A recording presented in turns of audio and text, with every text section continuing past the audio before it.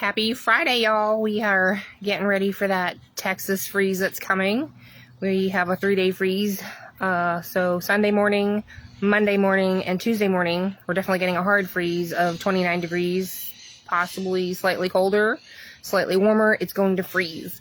So that is always what everyone talks about, the 4 Ps: pets, pipe, people, and plants. And we're just going to pace ourselves out today and make sure you water all your plants really good. That helps insulate them and keep the ground warmer. So anything sensitive or that you think or you know would possibly die, succulents and things like that, bring those inside. If you have a garage, you'll probably want a heater for it. The garage is not actually warm enough to keep your plants from dying unless you have some type of heater. And if the power goes out, your heater goes out, your plants die. So, anywho, there's all that. If you have a greenhouse, wonderful. Same kind of concept as well. You would need like a propane heater if your heater electric goes out. And that can get expensive. So, we do the best we can. We've downsized our little homestead here on 1/10 of an acre in town to mostly keeping everything outside that can take a freeze. I'm going to show you guys a little bit of what we're doing today. I've got my banana trees here. Just clearing this out a little bit. This bunch has been on here for about 5 months. So 5 to 6 months is how long you need them to be on the tree so that they can ripen. This one up here has been on for at least 5 months. I think they bloomed in September. So from the time that it blooms, you count how many months it's on the tree. They don't always turn yellow on the tree. It takes a little longer. Sometimes we don't have that kind of time, like we have the freeze coming. So these 2 bunches that I'm pointing out have the best chance of ripening. I'm going to cut them off and let them drip outside today because the dripping juice will stain after they're done. I'll dripping out all the extra juices from cutting it. I'll bring it inside to ripen with the rest of our fruit. These are too small. The bananas are too small and they bloom too late. So the freeze will mess them up. They won't make bananas. These also bloomed late up here. You can tell the bananas are just too skinny. They won't make it. So generally what I do, and these are our ice cream banana trees. You can see from the last freeze we had not long ago, I had cut some back. I try to cut them to the fence line top usually, but I was actually just there were so many banana trees, I did cut them back, some of them really low, and then other babies have sprouted up. So I'll probably just leave the babies. They'll do whatever, and if I have to trim them later, I will. What I do is I will top these to the tree line and then use all the cuttings as mulch. Now, normally, I have a machete. I still do not know where my machete is. A bread knife is all you need. And a ladder and good shoes. So I sharpened this up really, really good this morning, and I'll show you guys what I'm doing with that. And I'm just kind of moving things around, cleaning stuff up. Any kind of tomatoes, either take cuttings or bring them inside. If you have little seedlings, I don't know that this was a volunteer. I might just take some cuttings and not worry about dragging a big old pot in.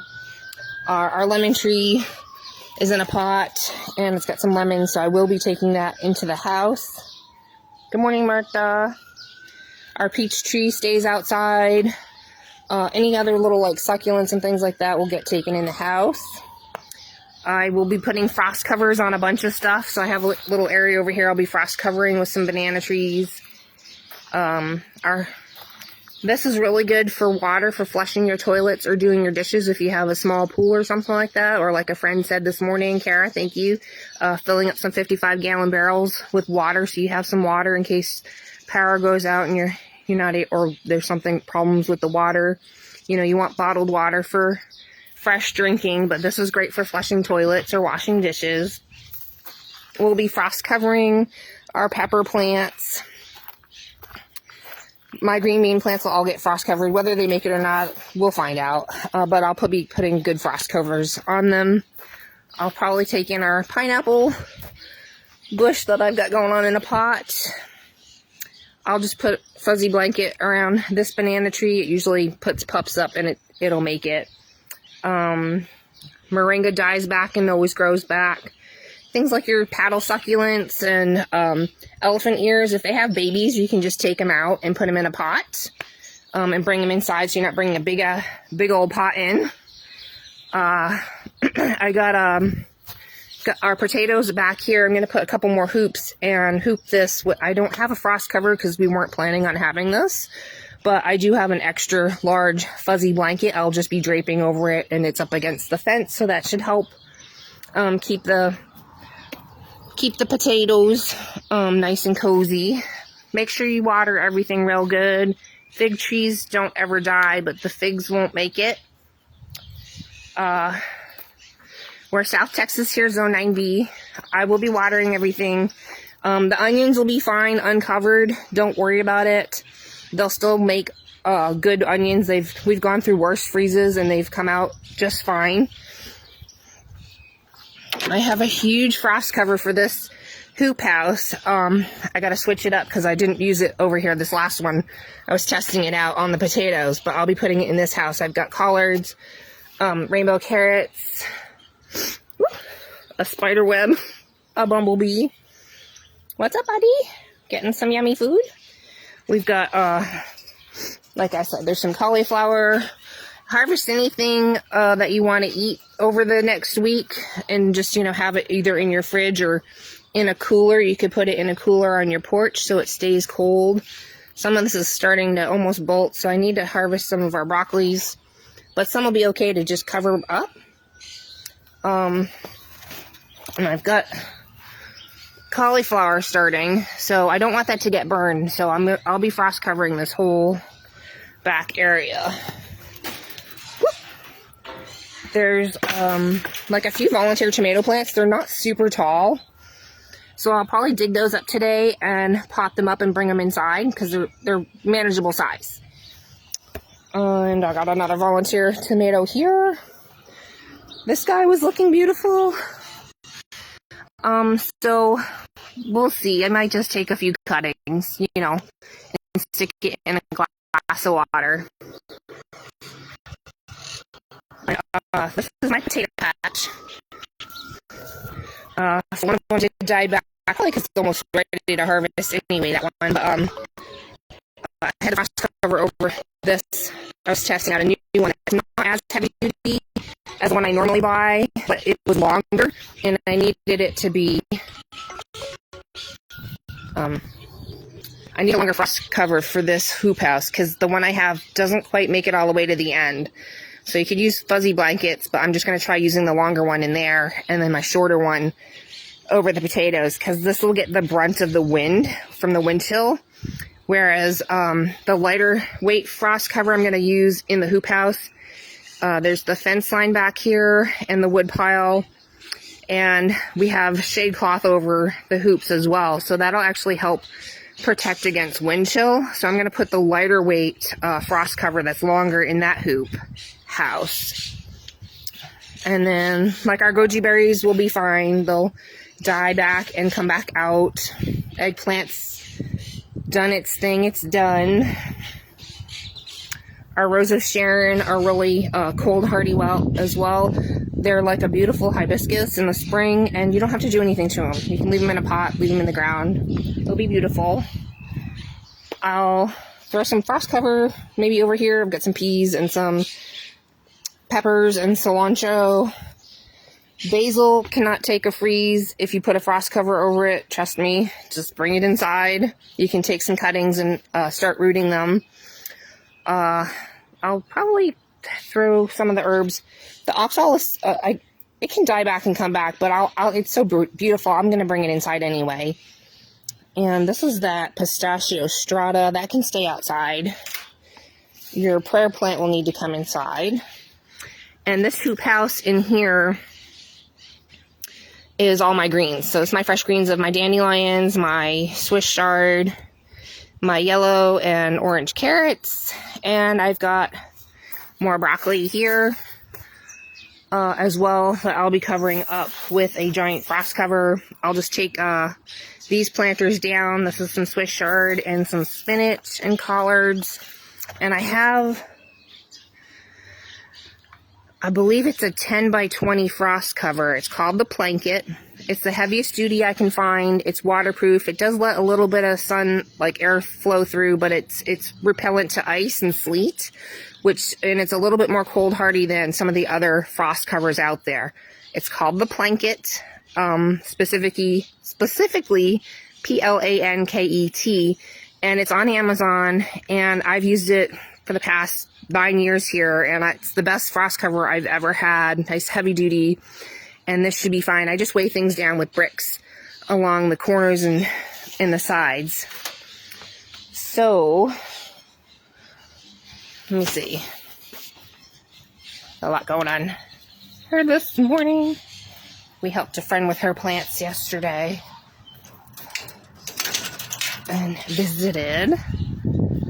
Like I said, I try to have stuff that's not... How long does it take to bloom? How long does what take to bloom, Marta?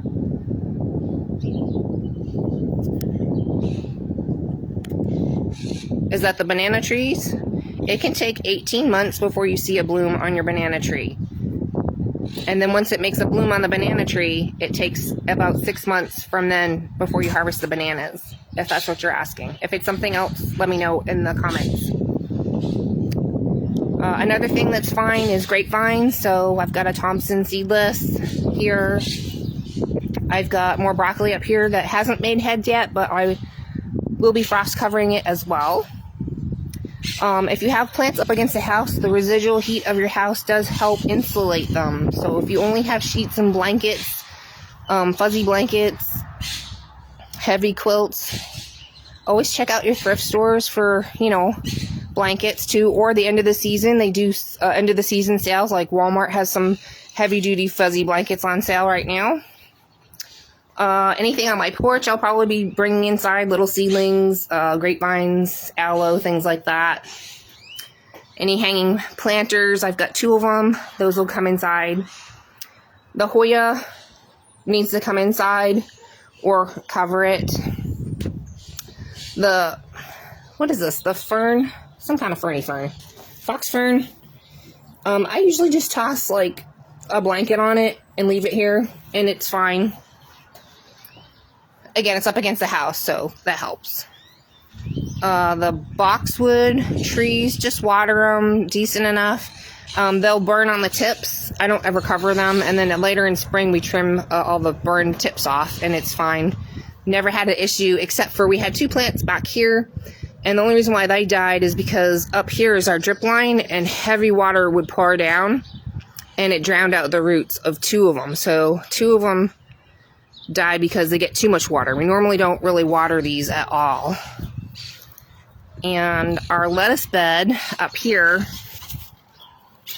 this will be getting frost cover again. That's the Blanket, and I just use free bricks that I picked up. So harvest whatever you want before the freeze. You don't have to you can come out here and harvest during a freeze. I've done it because I was like, oh, I forgot lettuce. And I'm like, I have lettuce outside. So I just come out, and you don't necessarily want to lift your frost covers. But if you had to and it's up against the house, and we're not having a deep freeze for really more than 3 days total. So I've done it before and it was okay. But generally just harvest what you want to eat for the next few days. Cover it up. Water everything really good. And free resources. Bagged leaves are awesome. Awesome. So that is bagged leaves and grass clippings in here as mulch for our Rose of Sharon and our Einset table grapevine. So just water everything really good. It'll be good. It'll come out in the spring. I started for the pomegranate tree. I watered real good, and I had some more bagged leaves I put out around it. This is well established. If this was not well established and it was a new seedling that you planted, I would definitely frost cover and try to wrap around the base. Or like this is our avocado tree. It's a little more bougie and sensitive. These are just bagged leaves. But what I'm going to be doing is I have birds. They're so loud. I have like bubble wrap mailers. I'll put that around the base. I'll put that a little more leaf mulch, the bagged leaves, And if I have a frost cover to put over it, I try to put a frost cover over it. But honestly, none of them cover the tree from ground to ground, which is why I do this. And it can get damaged. It's very sensitive, and it'll get cut back in the spring and then start growing again. So far it's been down to a 16-degree freeze here, and we've made it, but only because I frost covered and wrapped and put leaves around it. So we still have a fig tree here. I mean, avocado tree. But I did plant a new one of a fig tree here, and like I said, watered really good, and I just mulched with some leaves. Oh, and the Mexican petunias can stay out. They take freezes and colds. They'll be fine. And then the agapanthus is a flower. It's a perennial. So it takes freezes. It'll come right back, and it'll be fine. I hope I answered your question about, was that the banana trees? Oh, I'll show you guys one more thing. So we do have rain catchment. It's about 2,000 gallons. And the last big Texas apocalypse freeze that we had busted our rain catchment. But not the actual holding, like the IBC totes and stuff. So, oh, and I don't know, I can show you a good picture, but I've got a mess I'm cleaning up. But there's insulation bubble wrap wrapped around the actual pipe that we have. Otherwise, what happened during the freeze apocalypse is that those pipes burst, and then we lost all of our rain catchment. So we had chickens, dogs, plants, fruit trees, all that we needed to water. And we were without like running water for about 2 months because of not being able to get piping and stuff, because we were super busy and the stores were out. Some of our rain catchment is separate. This is separate, and he's already disconnected it. But I have plenty of water in here to just fill up from if I needed some.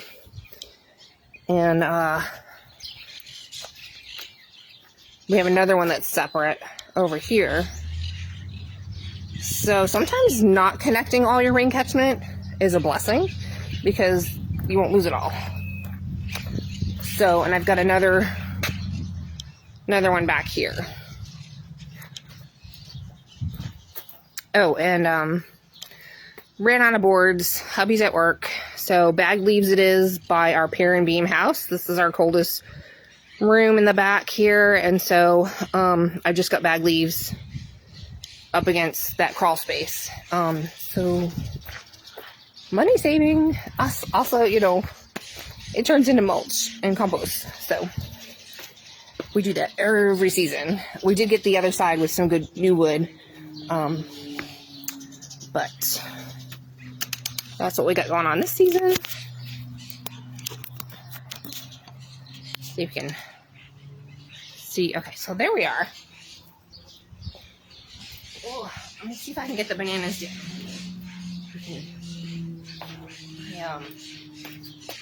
I don't think I have the tall ladder because I can't lift that one.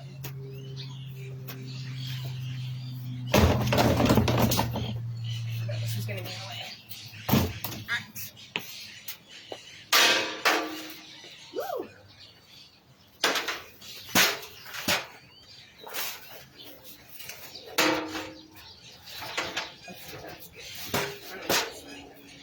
Too wobbly. Like I said, if you don't have a machete, a bread knife will do. I don't know if I can reach that. Oh, I'm gonna need Hubby for that one.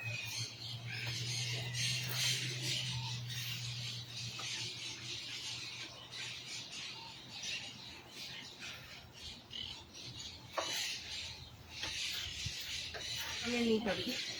But my ladder's not tall enough for that one. But I can get this one.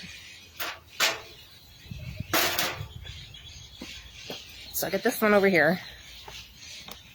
Oh no. Sorry about the wind. Can you see the bananas?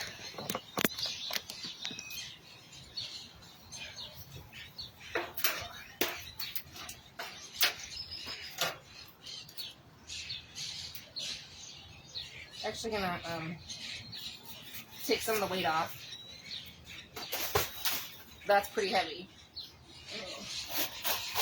Just that knob.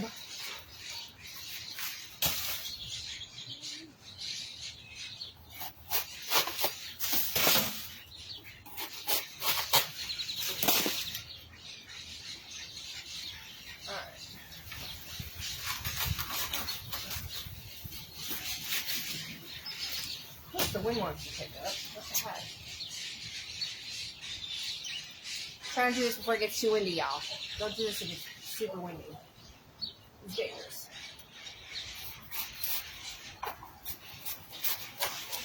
Alright. Ta-da! Pretty heavy. Like I said, the juices are staining, so I'll just let this drip out.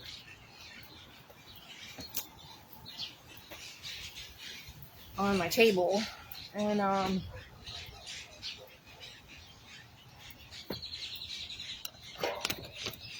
oh wow, so sorry. This is like a new how do you get it to stop spinning?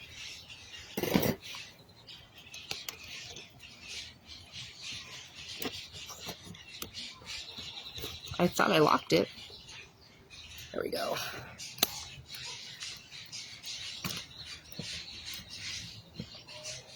I don't have a camera person. It's just me. Alright, is this? Let's see what I'm doing.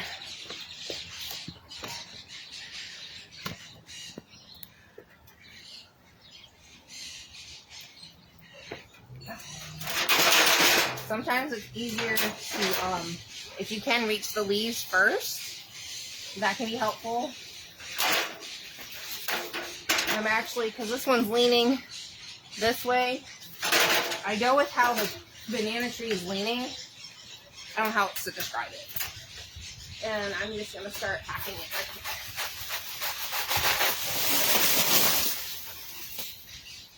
here. I've cleared my space for that to fall. So, yay!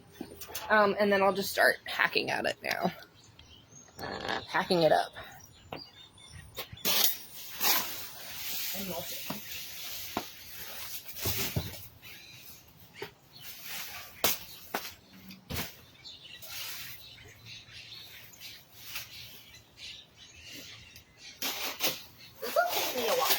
So I probably won't video everything, but I like to weave this through to help protect any cups that are at bottom that will grow up in the springtime. So this protects them against the freeze. And if you do it as you go, it's less of a mess. Like, it's harder to go clean all this up when you knock all of it down and then you're trying to sort through it. If you have chickens, they actually eat bananas. The cuttings and stuff. And it makes a good insulation in their coop, in their run.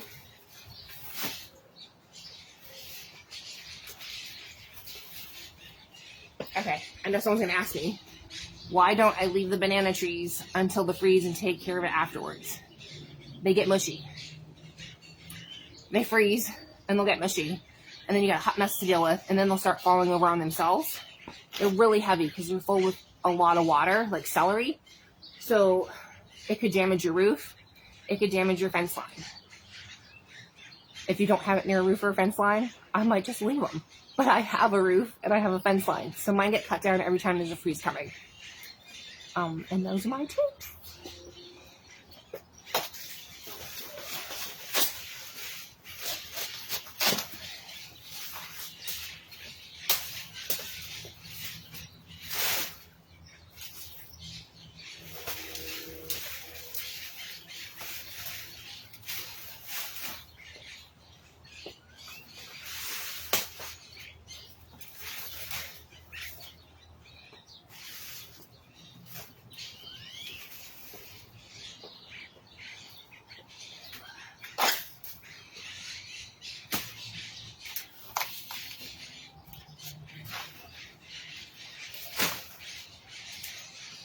that one's done.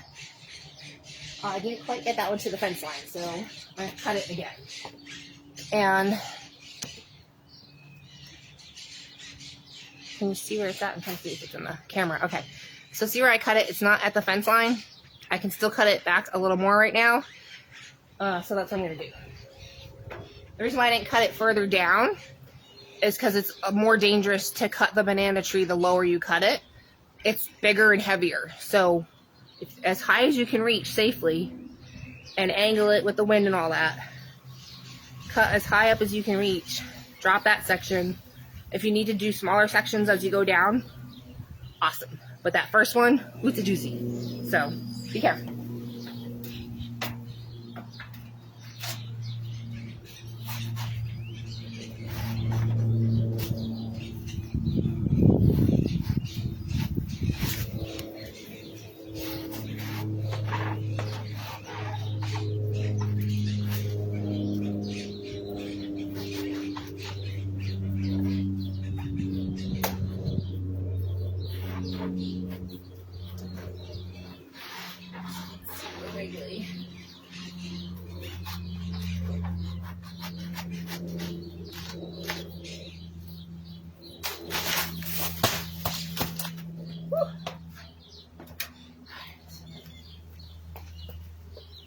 And then they're manageable log sizes that you can just stack around it. Whew. Alright.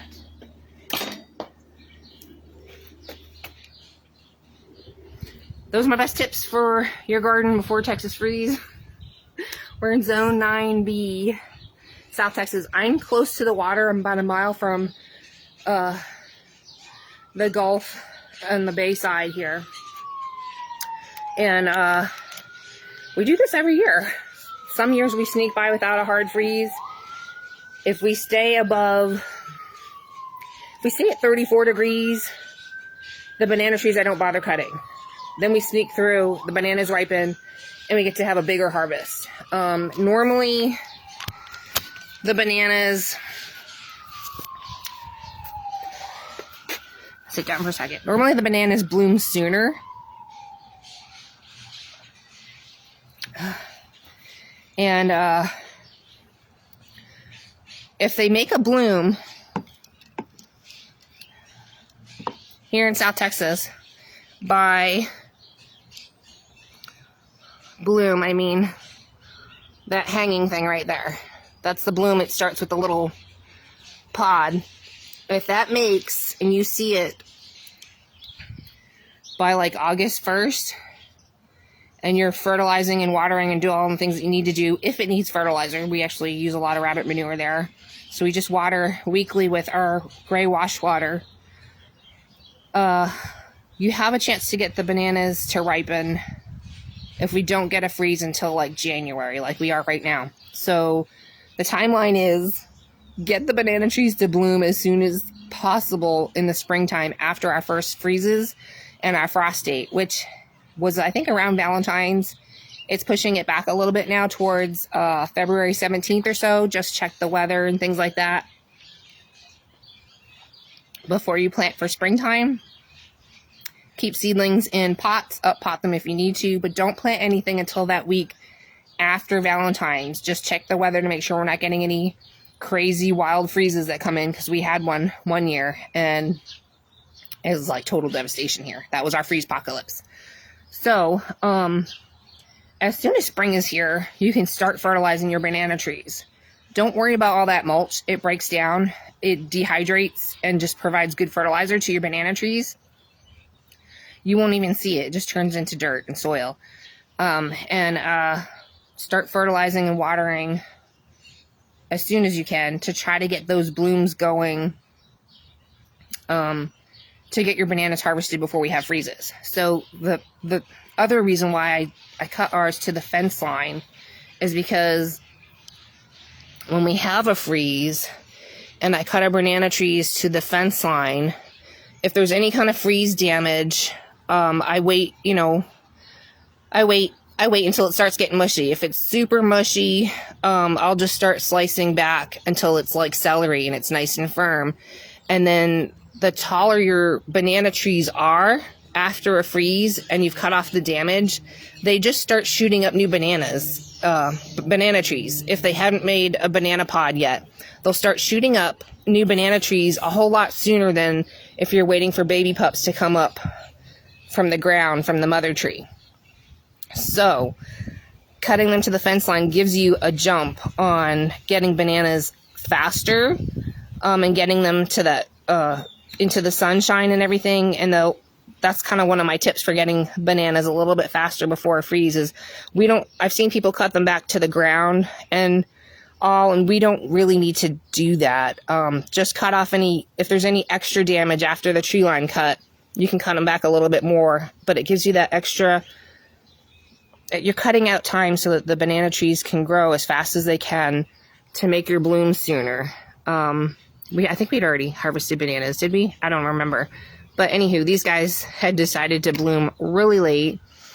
But like I said, there's 2 bunches. That one bloomed beginning of September, and this one as well.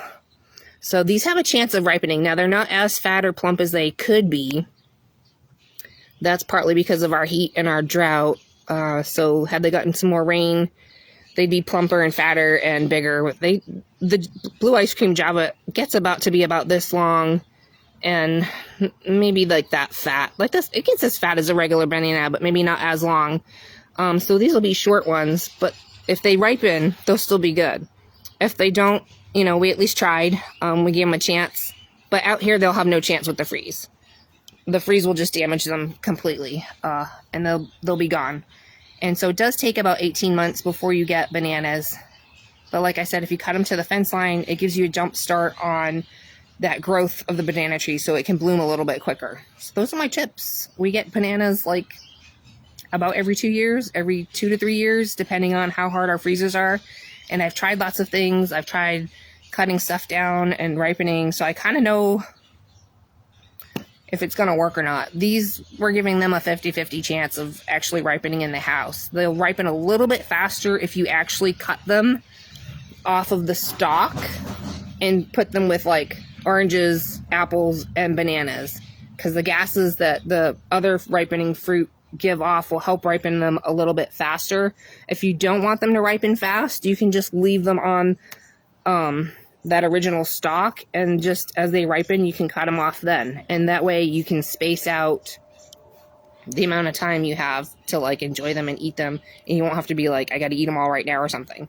So anywho, I hope you guys stay safe. Hope you're getting ready for the freeze. We have a little bit more time here, so I got all of today to get the rest of my chores done. And I think hubby's going to have to help me with some of these. These banana trees are over 35 feet tall. I know we have the tallest ones here in Corpus because we fertilize with compost and rabbit manure and things like that, and we water at least twice a week with our wash water. That's where we run it to. So anywho, thanks for watching. I hope you guys stay safe for the winter Texas storm. I hope you're stocked up on all the things you need. Water, yummies, snacks, things to cook on if the power is out and if it gets too cold. And, buddy heaters are really good to have in the house. Just be safe about it. Or just lots of extra blankets and a tent if you have a tent. That helps too. Or just go somewhere where it's warm, like if somebody who has a generator, or there's warming centers. So, love you. Have a great day.